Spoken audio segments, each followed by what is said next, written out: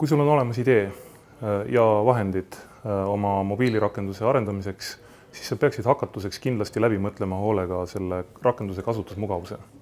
Sest mobiiltelefonid on väikese ekraaniga, piiratud sisestusmeetoditega ja kui sa suudad nendes piiratud tingimustes leida selliseid geniaalseid, kavalaid viise oma rakenduse kasutamiseks, siis see reeglina tasub ennast kuhjaga ära. Teiseks, sa pead kindlasti ka tehniliselt siis tegema mõned otsused, et mis platvormidel sa hakkad oma rakendust tegema, sa pead mõtlema, kus kohas sinu peamised kasutajad asuvad, kas nad kasutavad iPhone'i, kas nad kasutavad Androidi või nüüd järjest rohkem tuleb peale Windows Phone ehk siis Windows 8 nüüd.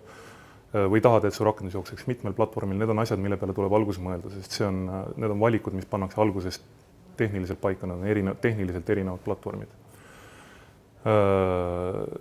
Ja kui sellised otsused on tehtud, siis peaks ka taktikaliselt läbi mõtlema selle, kuidas võimalikult kiiresti mingisugune minimaalne esmane versioon sellest rakendusest kasutajateni viia, et jätta mingisugused vähem olulised funktsioonid kuhugi hilisemaks, aga tulla alguses nii-öelda selle minimum viable productiga välja, et saaks hakata kasutajatelt tagasisidet saama, kas eeldused, mis kasutusmugavuse ja disaini osas tehtud on, nagu hakkavad tööle või mitte.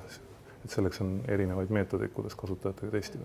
Ühe M-rakenduse tegemine võib maksta väga seinast seina. See on nagu autoga, et mingisuguse lihtsa väikese rüsa sa saad kätte paari tuhande euroga.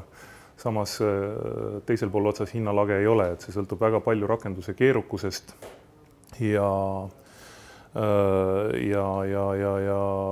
üldiselt funktsionaalsusest, aga siin on jällegi see asi, et kui hakata mingisugust rakendust tegema, siis seda tasub teha mingisuguste väikeste iteratsioonidega või tsüklitega, et alguses teed mingisuguse esmase kriitilise minimaalse funktsionaalsuse valmis, millega sa saad nii-öelda juba prototüübina minna klientide juurde testima oma ideed.